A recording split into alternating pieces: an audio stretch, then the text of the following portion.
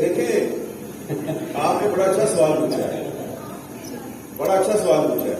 پاکستان کی کسی عدالت نے پاکستان کے میڈیا کو یہ حکم نہیں دیا کہ آپ نے قیدی نمبر 804 کا نام اور تصویر نشر نہیں کرنی. Pakistan electronic media regulatory authority نے بھی ایسا کوئی حکم جاری نہیں کیا. بس یہ ایک نامعلوم حکم ہے اور نامعلوم افراد کی طرف سے حکم جاری ہوا.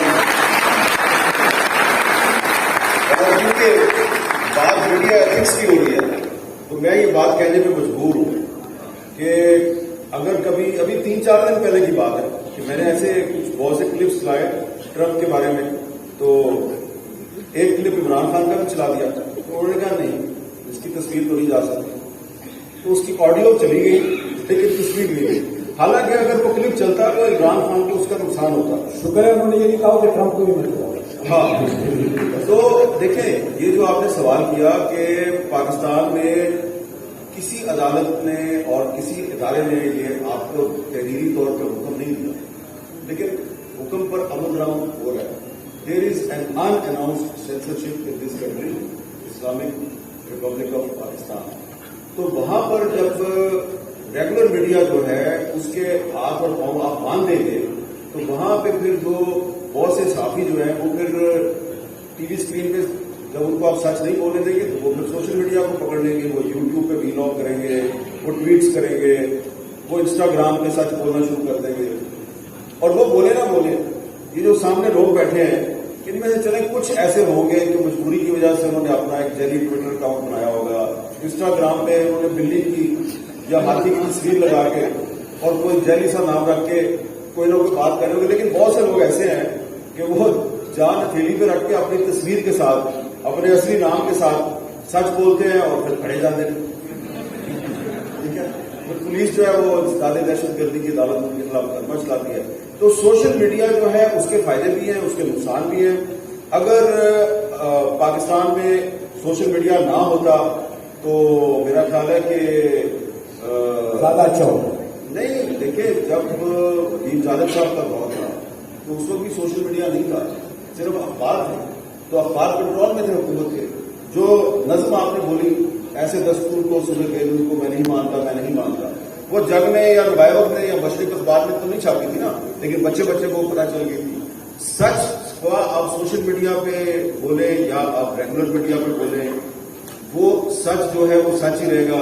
آپ سچ کو سوشل میڈیا پہ روکیں یا ریگولر میڈیا پہ روکیں، وہ سچ جو ہے وہ عوام تک ضرور پہنچتا ہے اور اس کی طاقت کو آپ انڈرمائن نہیں کر سکتے. یہ بات نامعلوم افراد کو سمجھ نہیں آتی.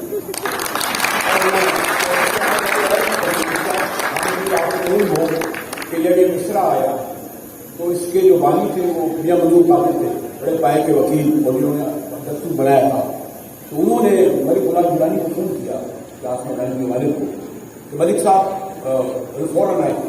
ملک غلام چوبیس اعتراض کرتے ہیں کہ میں جب گیا میاں منظور قادری کے گھر تو ملک غلام گیلانی نے دیکھا کہ وہ ٹہل رہے ہیں. کیا ہوگا؟ دیکھیے وہ اونچی دروازے تھے، شاعر ہے، اس سے نظر لکھتی ہے میں نہیں مانتا میں نہیں جانتا. تو کیا ہو گیا؟ ایک نظر لکھ دی. وہ کہتے ہیں نہیں نظر جو ہے موچی دروازے سے نہیں، وہ نکل کر پاکستان میں پھیل رہی ہے اور دیکھنا ہمارا آئین نہیں چلے گا. اور پھر یہی ہوا کہ ایوب خان کا آئین نہیں چلا. اس کے بعد بھی ایسے ایسے جو آئین آئے. اور اگر آج یہ جو حامد میر اور ہم ان لوگوں سے یہ کہہ رہے ہیں کہ آپ آئین کو اگر اس طرح پاس کریں گے، پارلیمنٹ میں 25 منٹ میں 6 بل پاس کریں گے، 52 بل 58 میں بات کریں گے، آپ ہم بولے نہ بولے یہ گفتگو نہ کریں، لیکن ایسے 26ویں 27ویں 28ویں ترمیمیں نہیں چل سکتی. کیا اس کی وجہ آپ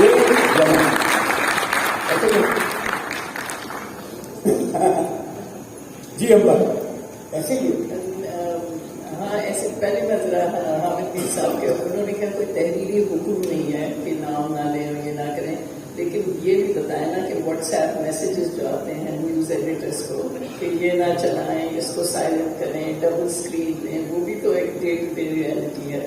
تو ایک طرح سے وہ ایک تحریری چیز ہے جو مطلب کافی دباؤ میں یہ سارے چینلز اور صحافی کام کرتے ہیں. لیکن آپ کو اس سے اندازہ ہو جاتا ہے کہ کیوں سارے چینلز ایک ہی چیز ایک وقت میں دکھا رہے ہوتے ہیں، کیونکہ حکم آ رہا ہوتا ہے واٹس ایپ پہ. अच्छा, और दौर में मैंने अपनी सहाफत शुरू की थी तो उस वक्त सहाफियों को कोड़े पड़ते थे, और फिर आखिरी डिक्टेटर था जनरल परवेज मुशर्रफ, उसके दौर में भी मुझ पर पाबंदी थी। तो परवेज मुशर्रफ था ना, वो मेरा और उसका बड़ा एक कशीदा तल्लुक था। तो जब भी उनसे मुलाकात होती थी लड़ाई हो जाती थी, तो मेरे पे पाबंदी लगा दी, और समटाइम्स वो शाउट भी करते थे, मैं भी थोड़ी सी अपनी कैपेसिटी के मुताबिक आवाज बुलंद कर लेता था। लेकिन ये पता था कि लड़ाई किसके साथ है। वो डिक्टेटर था, लेकिन ये पता था कि पाबंदी ये लगवाता है, मुकदमा जो है ये दर्ज करवाता है, केबल पे बैन भी ये करवाता है। तो दुश्मन का पता था, तो जो दुश्मन अगर मुनाफिक ना हो तो उसकी तारीफ करनी चाहिए।